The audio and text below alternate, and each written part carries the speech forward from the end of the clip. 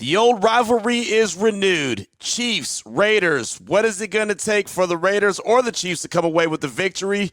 We'll talk about it, break it down on Thursday's edition of the Locked On Raiders podcast for October 16th, 2025.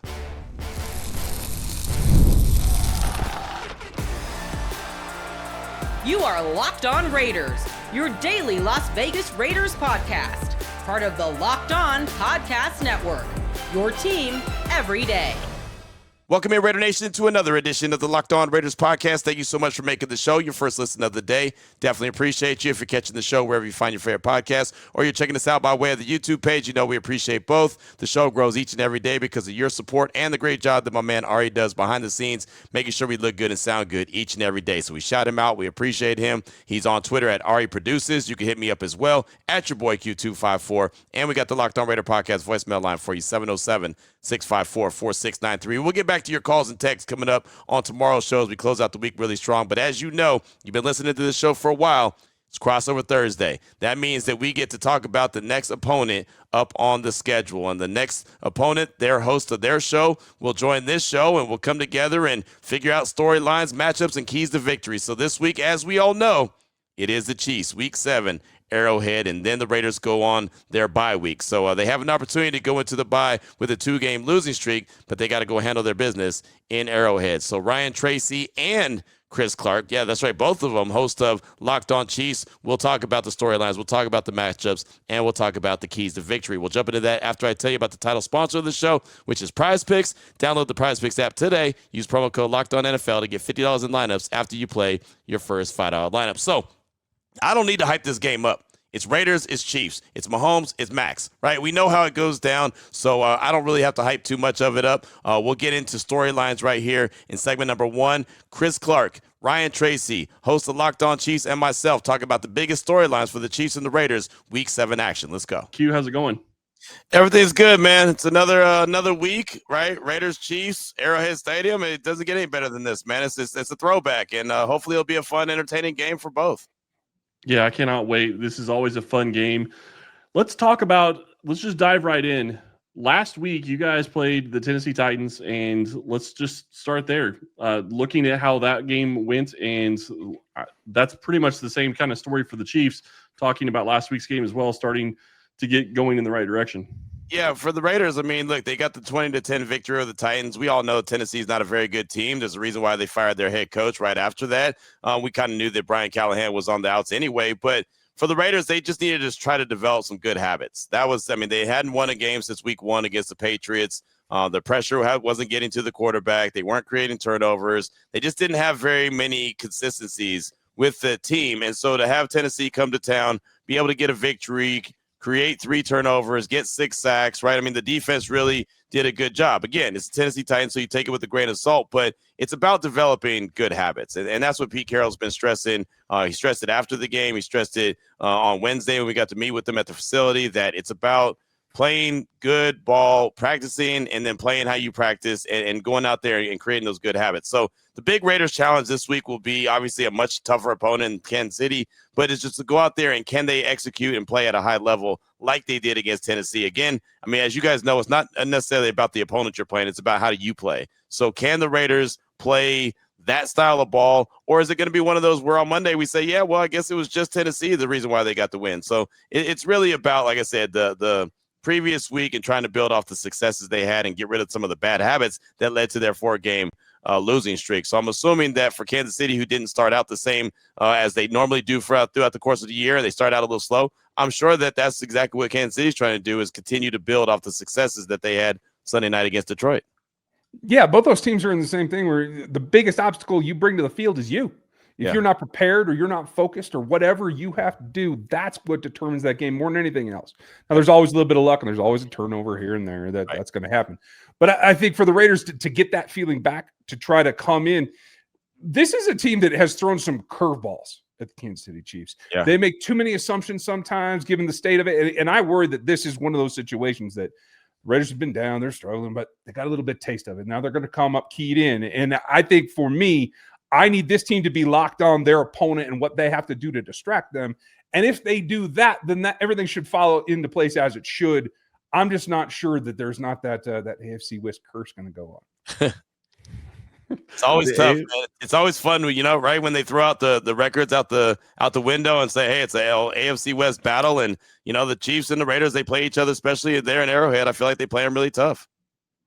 Yeah, it's going to be fascinating to see if Kansas City can actually move forward from where they were this past week. And I think that's really the big storyline from Kansas City's perspective. Obviously, you have Rashee Rice. We'll talk about that in the next segment. But you were in a situation where you start the season 0-2, then you win, and then you lose. And I mean, you're in a situation where you beat the Detroit Lions. You beat them by more than 2 scores.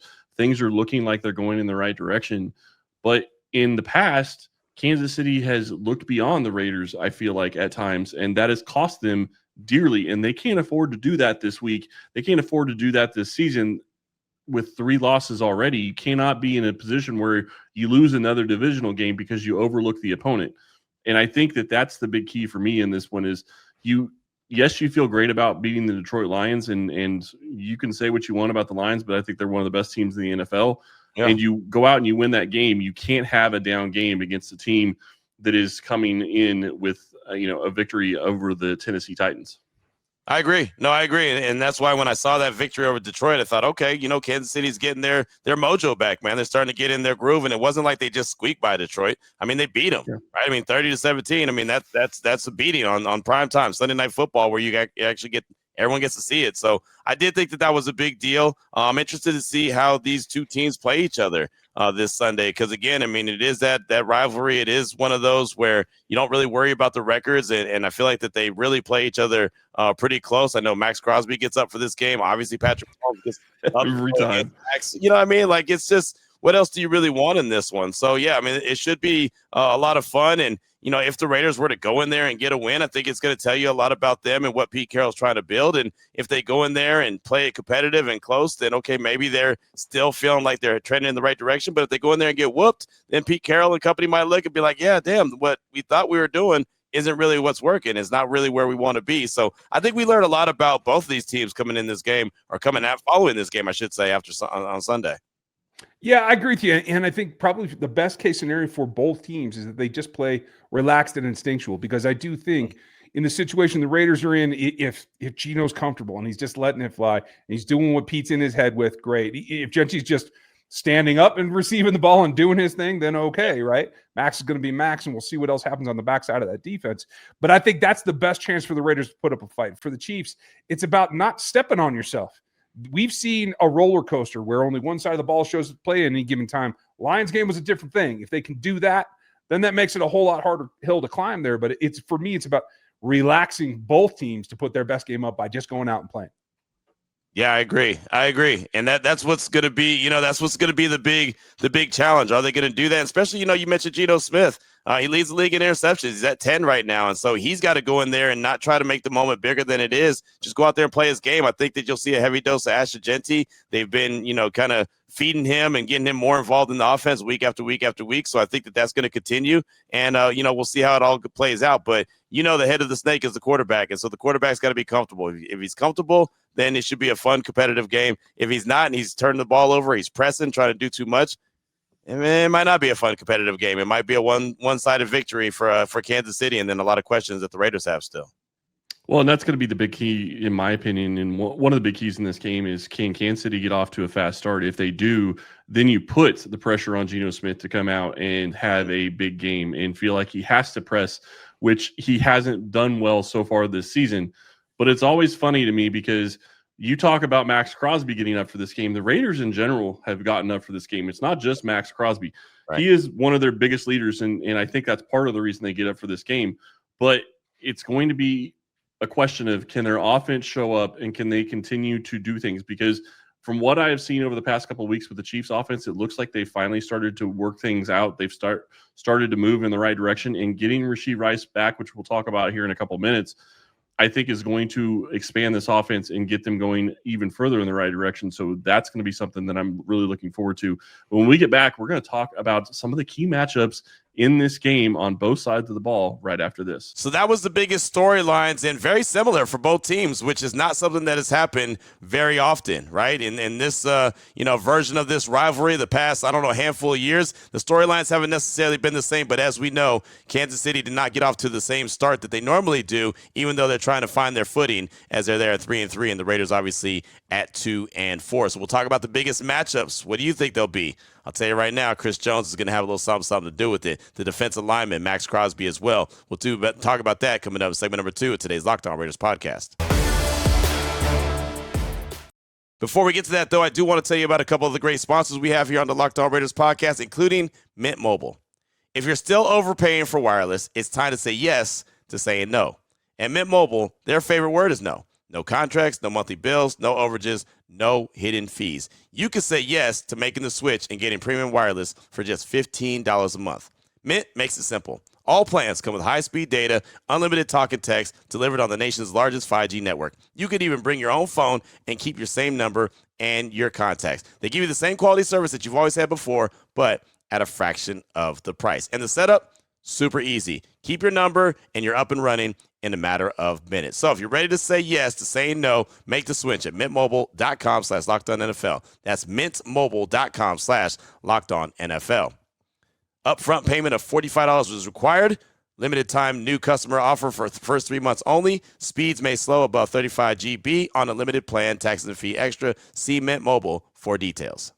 I also want to tell you about BILT. Nobody likes paying rent, but if you must, you might as well get something for it. That's where BILT comes in. BILT is changing the game by turning your rent payment into real rewards that you can actually use. When you pay rent through BILT, you earn flexible points that can be redeemed towards hundreds of hotels and airlines, a future rent payment, your next Lyft ride, and many more. But BILT isn't just about rent. It's about rewarding you around your entire neighborhood.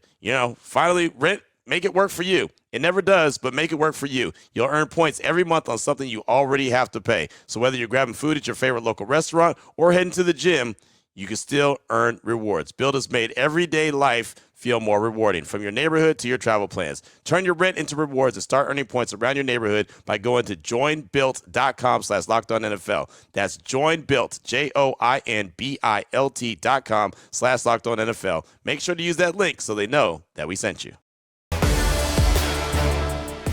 Here we go, Raider Nation. Segment number 2 of today's Locked On Raiders podcast. On this crossover edition, we talked about the biggest storylines in segment number 1. Segment number 2, we got to talk about the biggest matchups.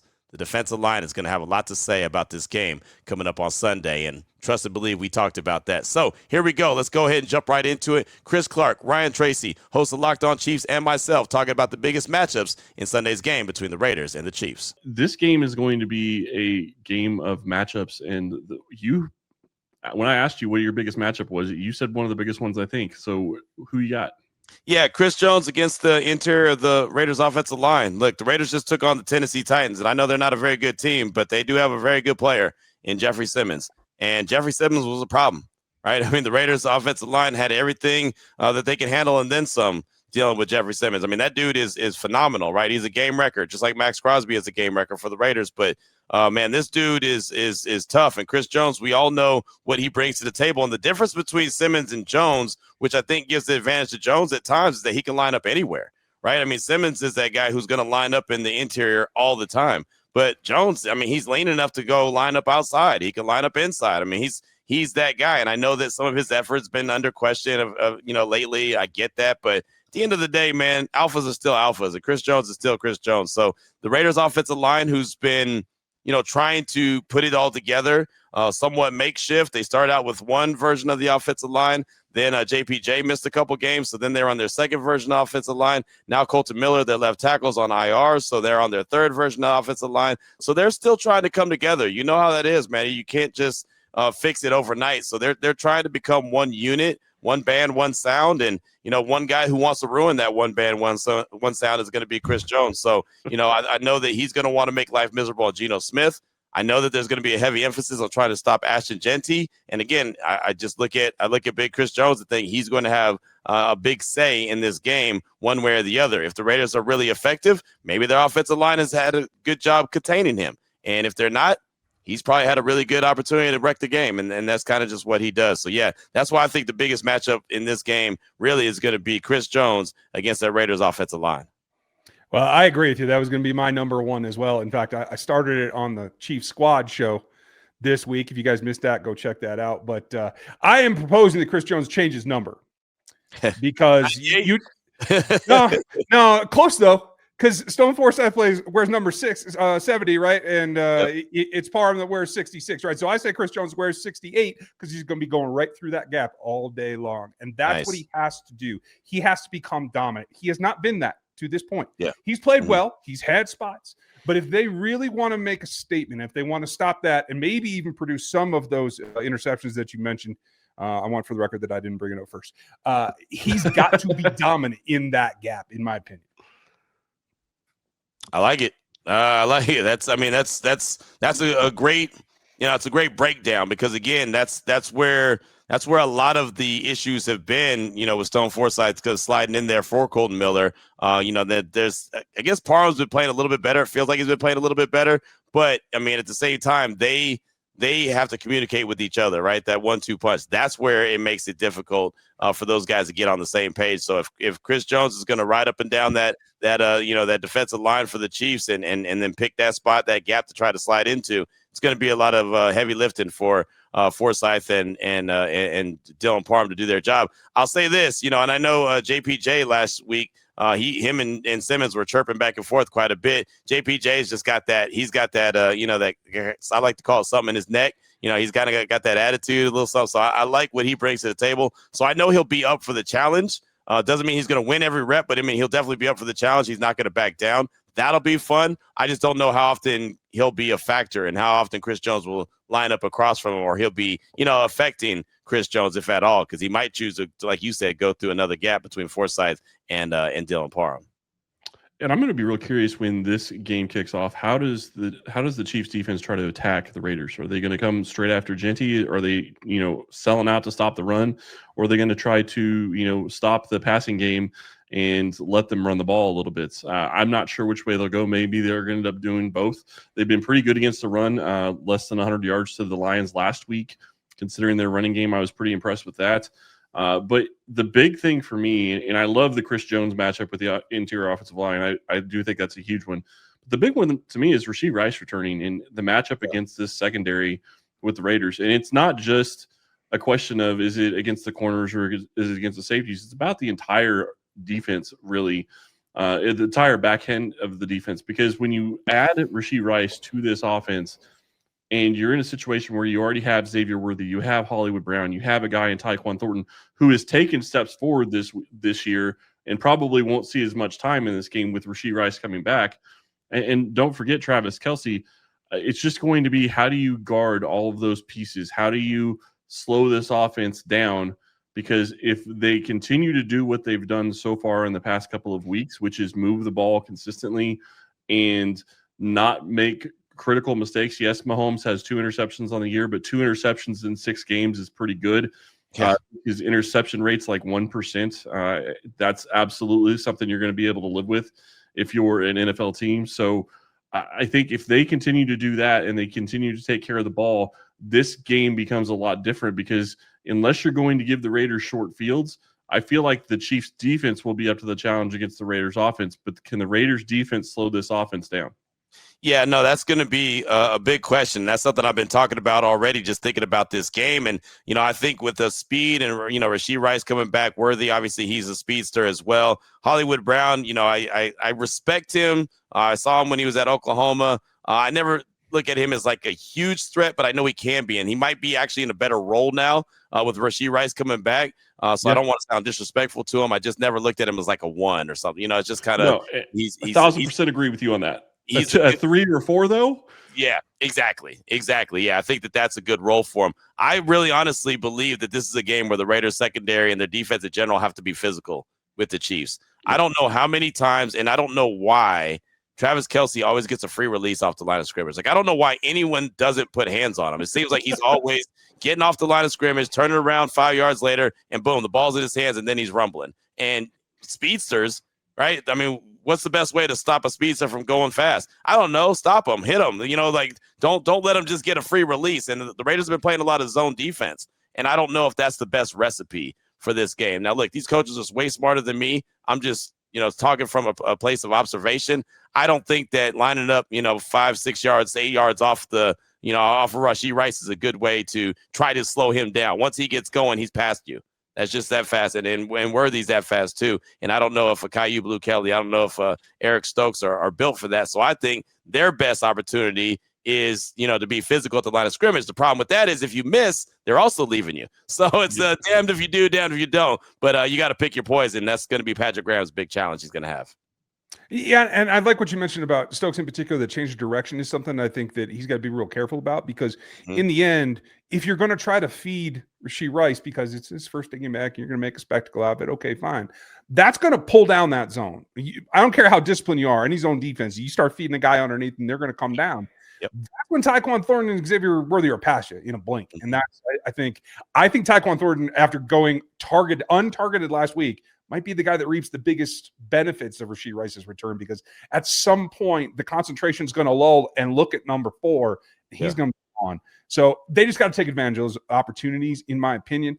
And on the flip side, I think you got to manufacture some of those opportunities if you're the secondary of Las Vegas, and that comes from Max. Let's not play around. I mean, there is no other thing. You got to stop Max if you're going to keep Patrick clean and keep those opportunities from coming in reverse towards that Las Vegas secondary.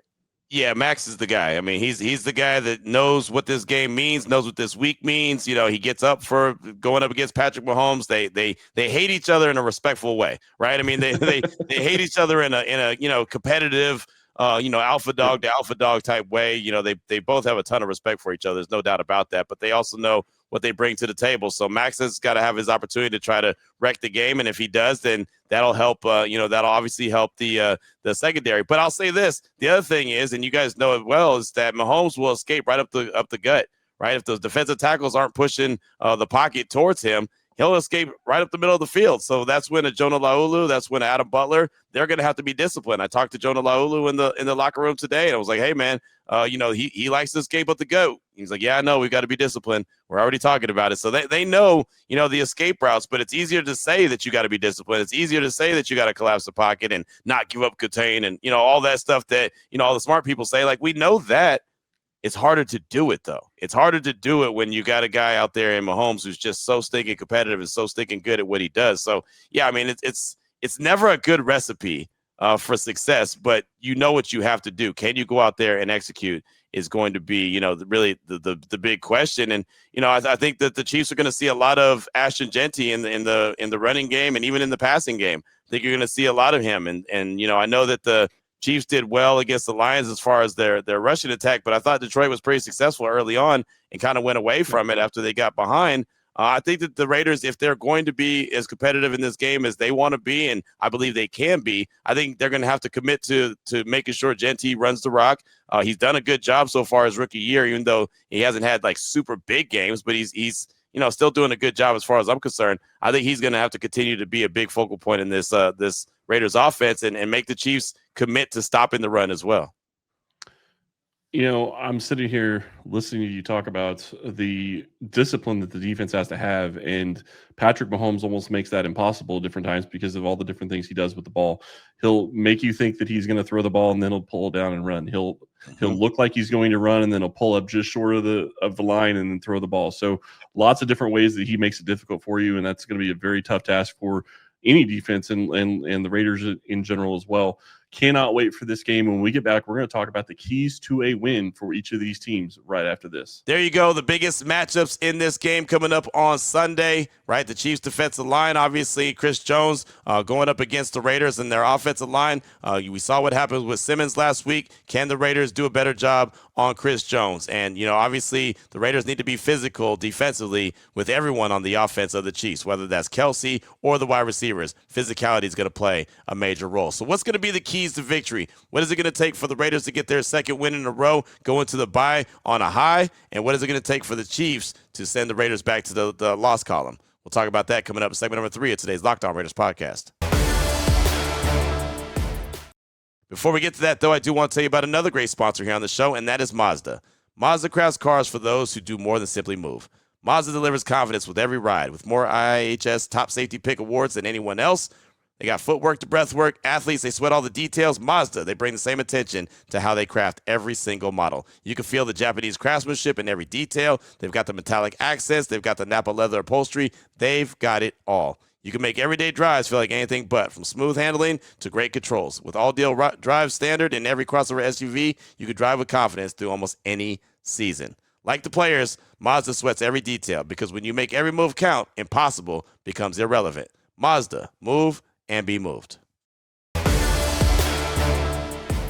Here we go, Raider Nation. Segment number 3 of today's Locked On Raiders podcast. We've talked about the storylines. We talked about the matchups. Now it's time to talk about the keys to victory. Before I do that, I do want to remind you that Crossover Thursday is presented by PrizePicks. Download the PrizePicks app today. Use promo code LOCKEDONNFL to get $50 in lineups after you play your first $5 lineup. So let's go ahead and jump into it. Chris Clark, Ryan Tracy, host of Locked On Chiefs, and me talk about the keys to victory for both the Raiders and the Chiefs. Let's go. Q, when you look at this game, what is a key to victory for you when you look at how the Raiders could beat this Chiefs team? 2 things. They've got to get pressure on Patrick Mahomes, and they've got to win the turnover battle. Yeah, it's easy, right?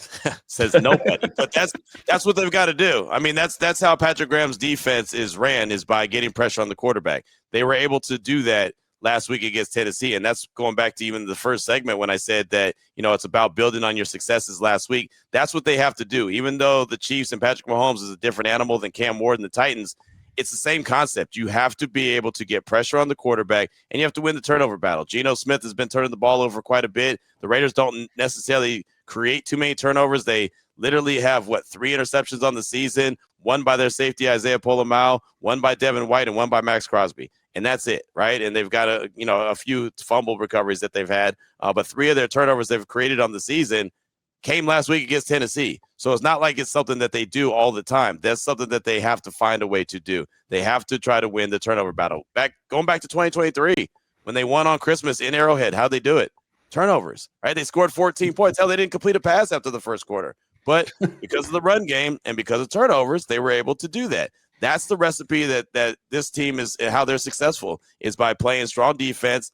They're built to stop the run, and then they're able to pin their ears back and try to get to the quarterback. So that's going to be the recipe that they try to employ. They've got Devin White. Devin White has had success against Patrick Mahomes and the Chiefs before, and so he's going to try to interchannel his, former Tampa Bay Super Bowl self. Again, he's older. He hasn't been the same guy, but he's starting to come around. He's leading the team in tackles. So, there's things to like about this Raiders team, but they're not in a position where they can go out there and make mistakes. They have to create some mistakes for the other team. If they do that, they'll give themselves a puncher's chance in this one, and that's all you can really ask for in a divisional matchup like this. You're giving me flashbacks, so I can't argue with anything that you said. Just got to double down on what it is. And for me, it's there is a bit of a question. The team is healthy in Kansas City, except for this question that we have at left tackle. Luckily, the backup in Jalen Moore that the Chiefs spent money on in order to be in this situation where your swing tackle is a guy that you feel you can plug in and get a W on. He was able to do that against Aiden Hutchinson, arguably one of the top 5 pass rushers, right along with Max, right? Doing that 2 weeks in a row, if he has to go, I think that's a question. You got to support him, got to give him a little bit more, especially knowing that Max brings a little something extra for this team and for Patrick. So controlling him, not stopping him, just controlling him is job number 1. I thought they did a good job moving the pocket last week, making sure that the run was not just varied, but was physical. And I think that's the key as well. We know they're not going to bring my fullback out as much as I would like. We know that they're not going to run all day long, but they got to make those runs efficient. They got to make them physically taxing against that defensive front. If they do that, I think they can get a W.